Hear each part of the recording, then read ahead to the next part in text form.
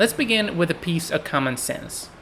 Two objects cannot be in the same place at the same time. If you don't believe me, just try walking through a wall, see what happens. Well, what I'm gonna do now is I'm gonna give you an argument that two things can in fact be in the same place at the same time. Moreover, this is not a rare phenomenon, something that only happens under very special circumstances like a physics lab. No, it's something that happens all the time. In fact, it happens every time you have one thing and the thing that it's made of. The classic example is a clay statue and the lump of clay it's made of. Now, I'm no artist, so I cannot make a clay statue, but I can make a Play-Doh figurine.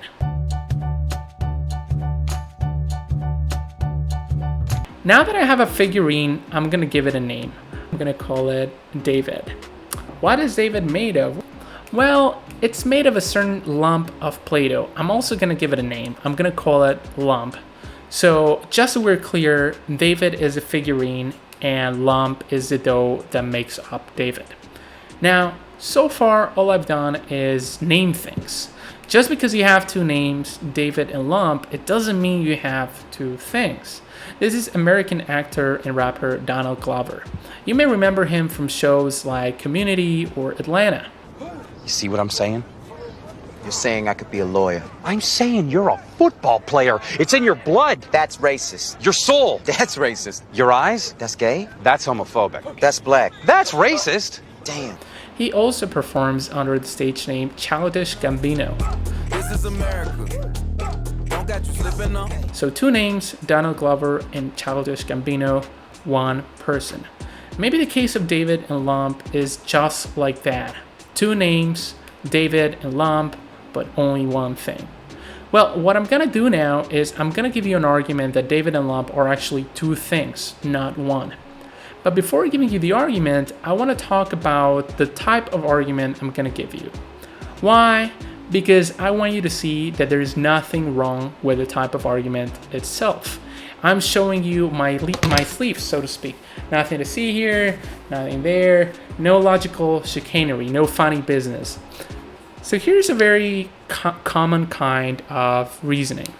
Imagine my friend Byron comes up to me and says, I hate to be the one to break it to you, but I think I just saw your wife kissing another man at the drive-in.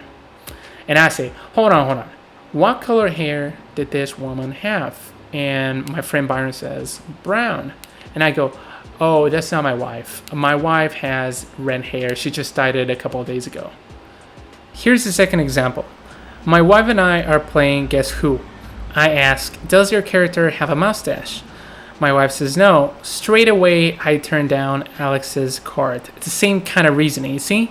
Thing A has a given feature, thing B does not have that same feature, and therefore A is not B.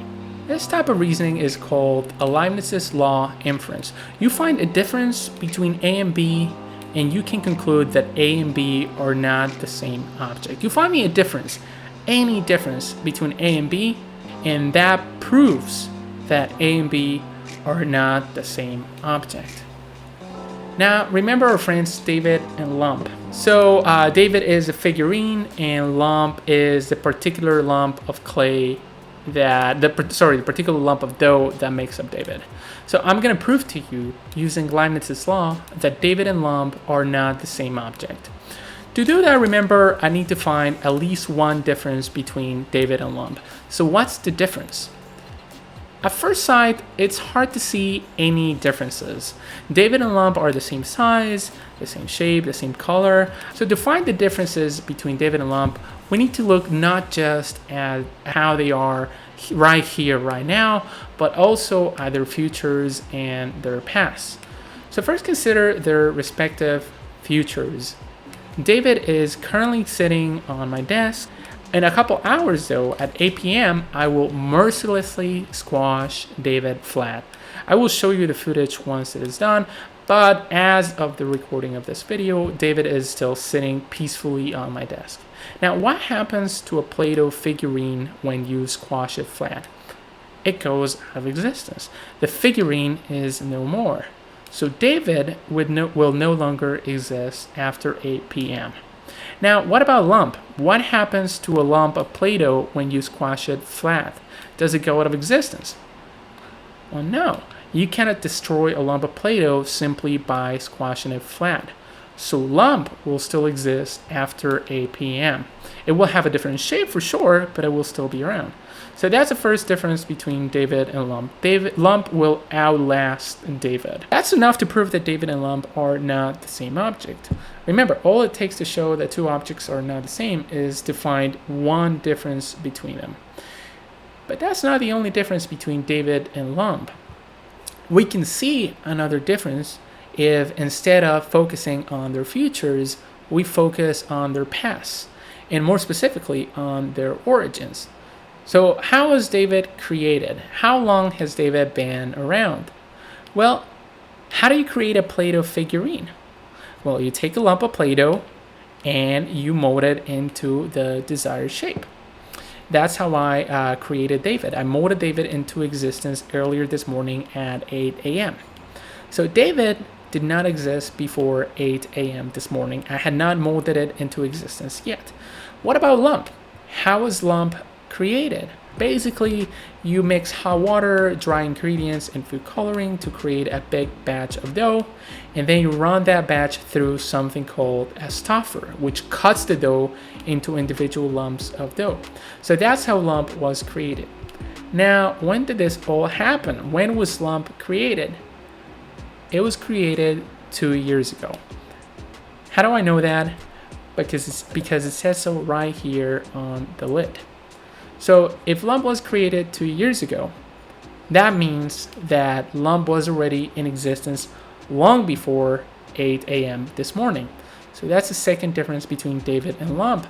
Lump has been around for longer than David. In other words, lump is older than David. It predates David. So David and lump have different pasts and different futures. They were created at different times and will go out of existence at different times as well.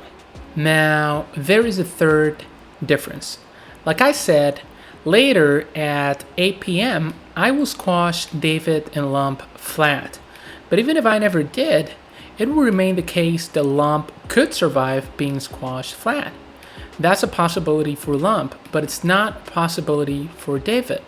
So David and lump can survive different sorts of changes. Lump can survive being squashed flat, David cannot. That's a third difference. So we have three arguments that David and lump are not the same object, or three versions of the same argument depending on how you want to count. So what? Well, David and lump are located at the same place at the exact same time. That means that two objects can be in the same place at the same time. Like I said, this is not a rare phenomenon. It happens anytime you have an object made of something else. Thank you for watching, and I will see you next time.